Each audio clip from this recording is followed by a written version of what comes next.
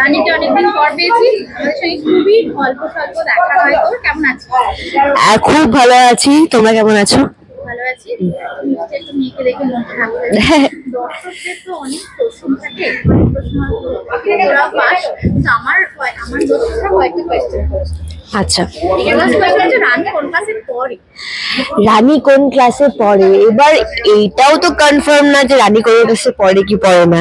ঠিক আছে, এটা কিন্তু সবাই মানে জানে না, এন্ড কোন ক্লাসে পড়ে সেটা নয় একটা সিক্রেট থাক। আমি আপাতত আমি কি দেখো, আমি কি করব নেক্সট সেটা আগে আমি বলবো না, সেটা আগে হয়ে যাক, কমপ্লিট হয়ে যাক, তারপর আমি সবাইকে বলবো। আগের থেকে তো বলে লাভ নেই। তো আমি আপাতত নিজের আইডেন্টিটিটাকে অতটাও মানে এক্সপ্লোর করছি, এক্সপ্লয়েট করছি না।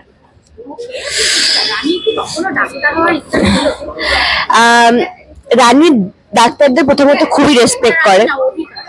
হ্যাঁ, অভিকা, সরি আমিও রানী করছি। এনিওয়েজ, তো অভিকা ডাক্তারদের প্রচুর রেসপেক্ট করে, কিন্তু অভিকা নিজে কোনোদিনও ডাক্তার হওয়ার কথা ভাবিনি। মানে আমার মধ্যে এটাই একটা ভয় সবসময় কাজ করতো যে আমি ধরো একটা অপারেশন থিয়েটারে কারো একটা অপারেশন করছি, আর আমার দিকে ভুল হয়ে গেল, সেই যে একটা, যদি ভগবান না করুক কোনো একজন কেউ আমার হাতেই হয়তো বাঁচতে পারলেন, অনেক কেসেস এরকম হয়, তো আমার মধ্যে একটা ভয়, ওরকম রিগ্রেট ফিলিং কাজ করে। তো আমি সবসময় মানে ডাক্তারের থেকে একটু দূরে দূরে থাকতাম। বাট এখন একদম একটা ডাক্তারেরই একটা রোল প্লে করছি, তো মানে ডাক্তারদের সাথে ফ্যামিলিয়ার টার্মস, কথাবার্তা এসব শিখতে শিখতে মানে বিষয়টা এখন ইউজড হয়ে গেছে। বাট হ্যাঁ, মানে ডাক্তার হওয়ার সেরকম স্বপ্ন ছিল না।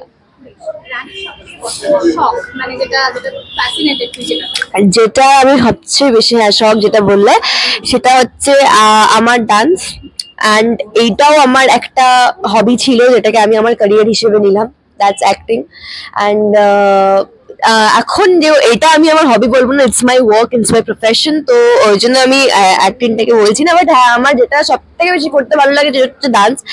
আমি প্রতি মুহূর্তে মানে এটা ছাড়া আমার গানের মধ্যে ইয়ারফোন থাকে আর আমি গ্রুভ করতে থাকি আস্তে আস্তে। তো my favourite is dance. Like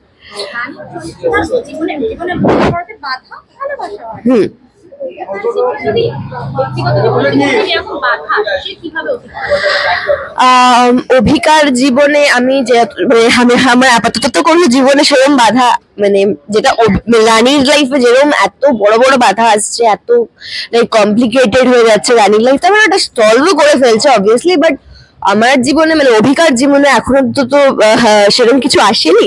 but আমি যেটা ভেবে রেখেছি যে বাধা এলে না হলে সেই সিচুয়েশনটা কিরম হবে আমি জানি না, মানে তখন আমার মাথায় কি চলবে, আমি কি করব, সেটা একদম পুরো সিচুয়েশন বেস। তো সেইভাবে ভেবে মানে কাজটা যে আমি, দেখো আমরা সবাই জানি কিছু একটা প্রিপেয়ার করে রেখেছি আমরা, বাট অন স্পট যখন আমরা যাই সেখানে গিয়ে কিন্তু যেটা মাথায় আসে সেটাই কিন্তু আমরা করি।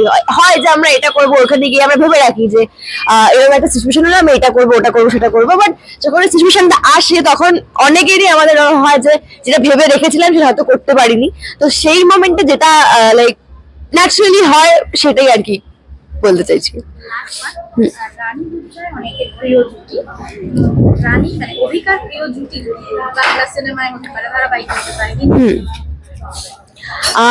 আমার তো ফেভারিট জুটি যেটা এখনো, সেটা হচ্ছে প্রথমত দেব আর কোয়েলের।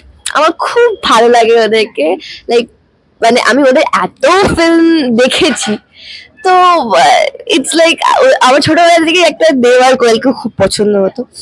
অ্যান্ড যদি তুমি একটু বলে আমি বলি তাহলে SRK অ্যান্ড দীপিকা আমার সব থেকে ফেভারিট। তো হ্যাঁ, তো আপনাদেরকে তো আর মানে কি বলবো, আপনারা এত ভালোবাসা দিচ্ছেন, এভাবেই দিয়ে যান, আমাদেরকে এভাবেই সাপোর্ট করে যান। আরো মজাদার মজাদার এপিসোড আসছে, আপনাদের যেগুলো পছন্দ হবে, রানী কি করে আরো রানীর লাইফের প্রবলেমস গুলো সলভ করে এগিয়ে যাচ্ছে নিজের ডাক্তারি পড়ার জার্নিতে, তো এইভাবেই দেখতে থাকুন, সাপোর্ট করতে থাকুন। Thank you.